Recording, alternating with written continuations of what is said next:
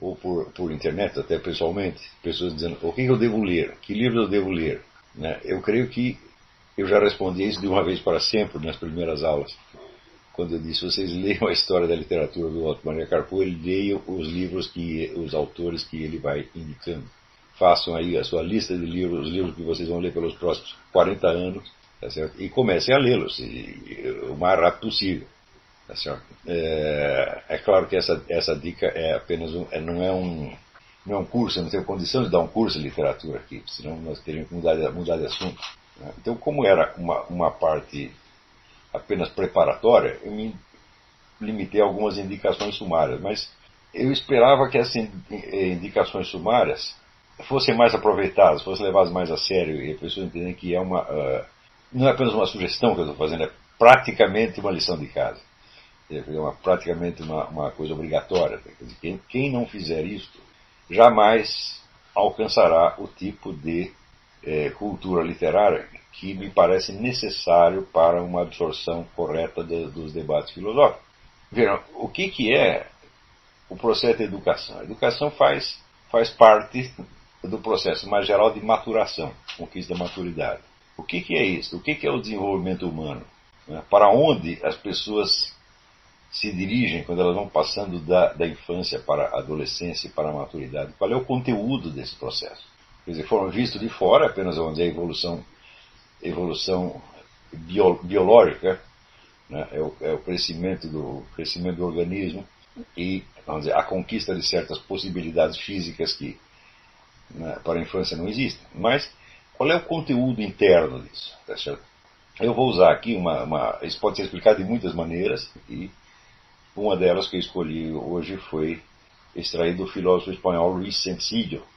E ele explica que o desenvolvimento humano consiste em você assumir progressivamente, de maneira cada vez mais consciente e mais lúcida, o conhecimento e a posse que você tem das suas próprias dimensões, das suas possibilidades e também das suas incapacidades e deficiências. Ou seja, há uma espécie de ascensão de lucidez. Quer dizer que na infância, quando você da infância para a adolescência, para a juventude, para a idade madura, você vai passando de uma espécie de névoa geral, tá certo? Até uma consciência mais clara e mais lúcida de quem é você, o que você pode, o que você não pode, né? Quais são as suas limitações, etc, etc. Isso significa que nós podemos resumir tudo com a expressão a posse mental de você mesmo. Nós sabemos, por exemplo, que uma criança, um adolescente, ele tem pouco controle do rumo da sua vida, tá certo? Porque ele ainda nem sequer sabe quais são os seus verdadeiros impulsos, quais são os seus desejos. Esses desejos, esses impulsos, temores, etc, etc, de certo modo, o surpreende, o pegam desprevenido.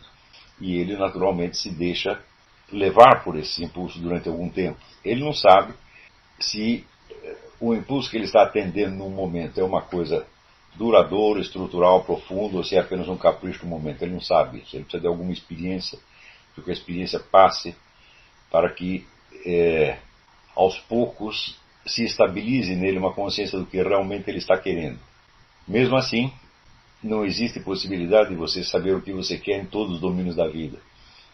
Tá certo? Quando eu digo saber o que você quer, eu estou me referindo, vamos dizer, a certos desejos e aspirações específicas que se estabilizam. Não quer dizer, então, que o conjunto das suas aspirações, desejos, impulsos vai se tornar claro para você repentinamente. Na verdade, não se torna totalmente claro nunca.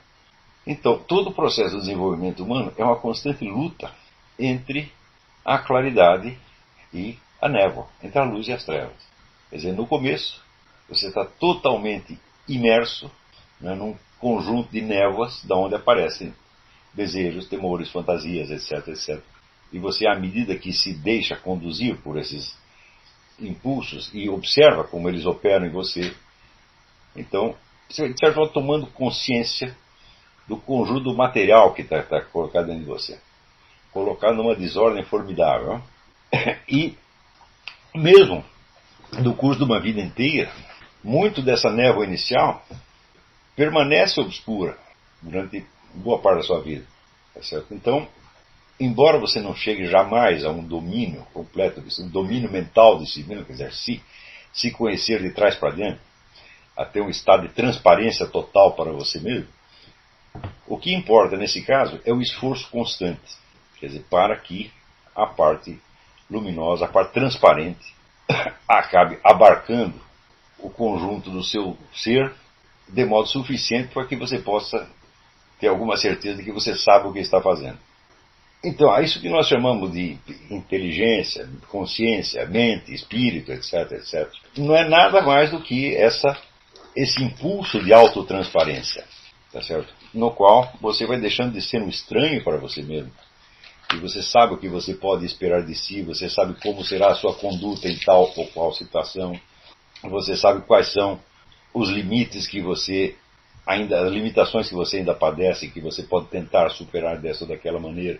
Isso tudo só é possibilitado por um fator, que é a reflexão sobre si mesmo. Quer dizer, o indivíduo, da sua experiência, ele vai retirando elementos sobre os quais ele reflete. O verbo refletir significa você dobrar-se uma vez mais para examinar alguma coisa, né? Quer dizer, você teve uma experiência, a experiência colocou em ação certos impulsos, desejos, etc, etc, mas você não se limita a vivenciá-los na prática. Você depois reflete, quer dizer, você volta lá para contar para você mesmo o que você fez e para você estabelecer as ligações que essa conduta, essa situação tem com outros momentos que você viveu, assim por diante. Então, aos poucos, existe uma ampliação na medida em que você absorve novos elementos de fora e de dentro, quer dizer, você toma conhecimento de novos fatos, de novos impulsos, de novos dados. Existe um princípio de integração ou de unificação maior, na medida em que você não se conforma em ser apenas a vítima ou o boneco passivo, tá certo, dos seus próprios impulsos, mas você quer saber o que você está fazendo e você quer fazer escolhas conscientes, escolhas lúcidas, escolhas que sejam transparentes para você mesmo.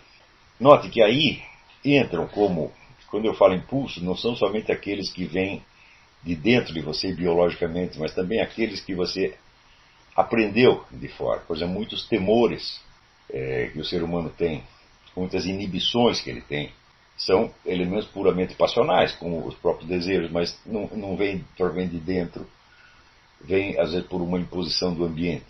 O fato de, por exemplo, você ter se defrontado com situações ameaçadoras quando você fez isso ou aquilo, então você fica com medo de fazer aquilo de novo.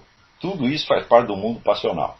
Quer dizer que as suas reservas, seus preconceitos, seus temores morais, suas inibições, elas são tão passionais quanto os seus impulsos sexuais, agressivos, cobiça, etc, etc.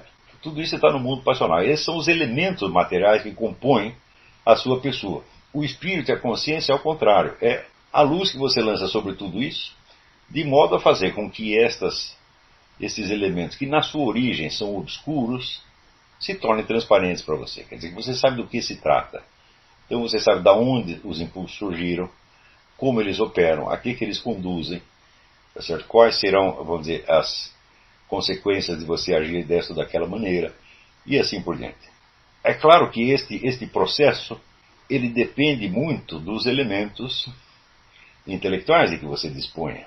Por exemplo, vamos dizer, a articulação, a integração desses vários elementos, por assim dizer, irracionais ou instintivos, depende que você saiba nomeá-los, relacioná-los, tá certo? Saber qual a ligação que um tem com o outro. Por exemplo, você saber que tipos de situações o levam a um estado de, vamos dizer, de depressão involuntária, quando você não quer estar triste, mas você está, né? Existem fatores identificáveis que podem produzir isso aí. Quanto tempo o indivíduo leva para ele perceber o que produz aquele estado? No início ele simplesmente vivencia o estado como vítima passiva, né? Quer dizer, como se o estado em que ele se encontra lhe tivesse sido imposto de fora ou imposto por uma força misteriosa. Só aos poucos ele vai perceber que aquilo é um componente dele e que é uma maneira típica, por assim dizer, de reagir nesta ou naquela circunstância. É absolutamente impossível este processo, vamos dizer, de progressiva integração e esclarecimento da sua pessoa para você mesmo, se você não dispuser dos elementos linguísticos e simbólicos para você dizer o que se passa com você.